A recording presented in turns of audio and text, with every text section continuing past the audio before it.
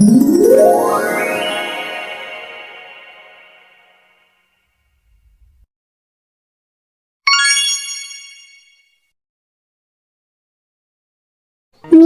অনিতা, তোমরা কি খাচ্ছ? এটা কি আঙ্গুর ফল? ও বাবা, আঙ্গুর ফল খেতে কি অনেক মজা। জানো, আমারও না আঙ্গুর ফল খেতে খুব ইচ্ছে করে। হ্যাঁ রে লিঞ্জা, আঙ্গুর ফল খেতে অনেক মজা। এটা যেমন সুস্বাদু খেতে, তেমনি শরীরের জন্য অনেক ভালো। হ্যাঁ রে মিশা, আমি জানি, আর অনেককেও খেতে দেখেছি।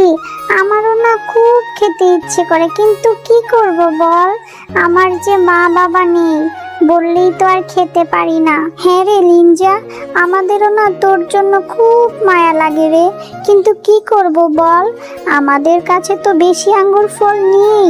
অল্প কয়েকটা আঙ্গুর ফল ছিল, তাই মা আমাদেরকে দুই বোনকে খেতে দিয়েছে। এই জন্য তোকে দিতে পারছি না, তুই কিছু মনে করিস না রে লিঞ্জা। আঙ্গুর ফলের যে অনেক দাম, বেশি থাকলে তোকেও খেতে দিতাম। না রে মিশা, আমি তো আঙ্গুর ফল খেতে আসিনি, মামি বাজারে গেছে বলে তোদের সাথে একটু খেলা করতে এসেছি। অনেক দিন তো হলো তোদের সাথে কোনো খেলাধুলা করি না, এই জন্য খেলা করতে আসলাম। চল আমরা খেলা করি। হ্যাঁ, কিভাবে খেলা করবি বল? তোর মামি তো তোকে দিয়ে অনেক কাজ করায়, আর কাজ করতে করতে তুই তো খেলার সময়ই পাস না। কি ব্যাপার? আমি বাজারে যাওয়ার সময় মেয়েটাকে যে বাড়ির সব কাজ করে রাখতে বলেছি, কিন্তু এ তো দেখছি একটা কাজও হাতে দেয়নি।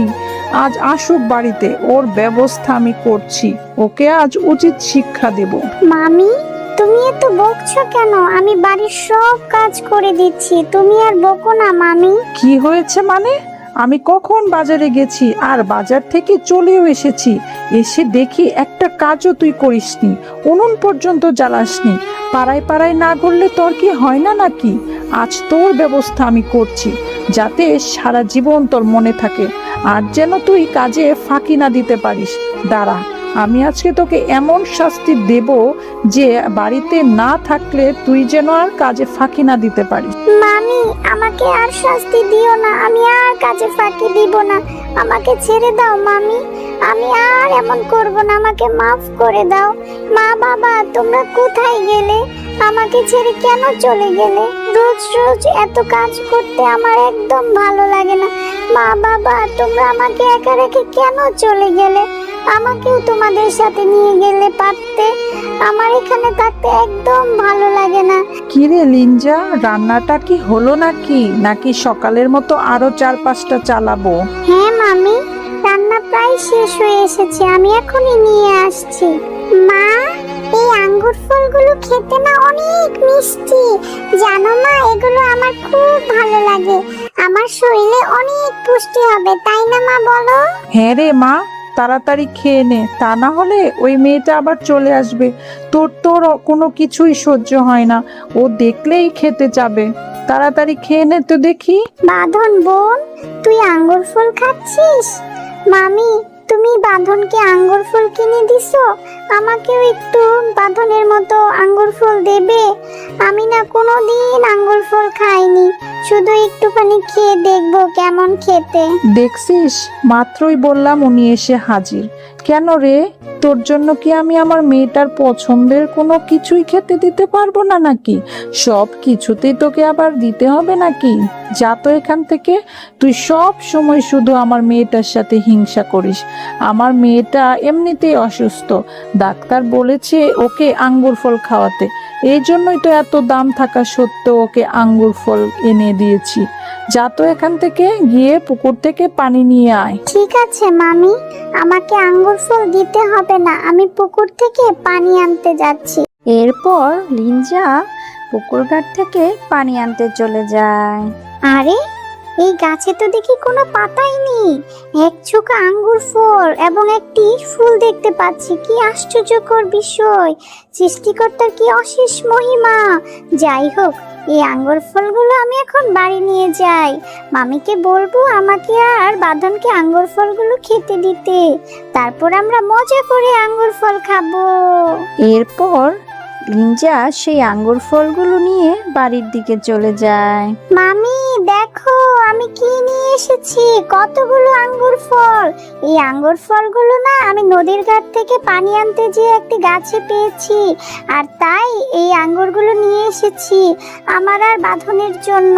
তুমি আমার আর বাঁধনকে আঙ্গুর ফলগুলো ভাগ করে দাও তো। এসব কি বলছিস রে লিঞ্জা? কোন জঙ্গল থেকে তুই এই জঙ্গলি ফল নিয়ে এসেছিস আর আমার মেয়েকে খেতে দিতে বলছিস? তুই এই ফলগুলোর মধ্যে নিশ্চয়ই বিষ মিশিয়ে এনেছিস, তাই না রে? আর না হয় জাদু করে এনেছিস। এটা খেলে নিশ্চয়ই আমাদের মামের ক্ষতি হবে। না না মামি, আমি এসব কিছু করিনি। এই ফলগুলো তো আমি আমার আর বাঁধনের জন্য নিয়ে এসেছি। এই ফলটি তো বাঁধন আর একা খাবে না, আমিও তো খাবো। ক্ষতি হলে তো আমাদের দুজনেরই হবে, বাঁধনের তো একা হবে না, তাই না? এত সব কিছু জানি না বাপু, তোর খেতে ইচ্ছে হয়েছে তুই খা। আর শোন, দূরে কোথাও যেয়ে খাবি, আমার বাড়িতে বসে এইসব বিষাক্ত ফল খাওয়া যাবে না। নিশ্চয়ই এই ফলটা আমার বাড়ির জন্য অশোভনীয়। তুই দূরে কোথাও যেয়ে খা তো। আমার বাড়িতে বসে এইসব তুই একদম খেতে পারবি না। এই ফলের জন্য আমার মেয়ের অনেক বড় ক্ষতি হতে পারে। আচ্ছা মামি, কাউকেই খেতে হবে না। এই ফলগুলো আমি এক্ষুনি ফেলে দিচ্ছি। এখন তো আমি এই ফলগুলো খেতেই পারবো না। মামি আমাকে কত কিছু বললো, আমি কেন বাঁধনের ক্ষতি করতে চাইবো? ও তো আমার ছোট বোন। হে সৃষ্টিকর্তা, তুমি আমার কপালে এত কষ্ট কেন রেখেছো? বাবা মা, তোমরা আমাকে ছেড়ে কোথায় চলে গেলে? আমার এখন একদম ভালো লাগে না। আমার না এখন তোমাদের কাছে আসতে খুব ইচ্ছে করছে। এই ফলগুলো আমি খাবোই না, এটাকে আমি পানিতে ফেলে দিব।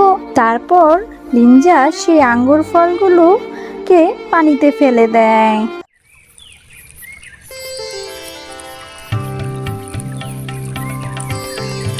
মামি তাড়াতাড়ি এদিকে এসো, এসে দেখো আমাদের পুকুরে কতগুলো আঙ্গুর ফলের গাছ হয়েছে।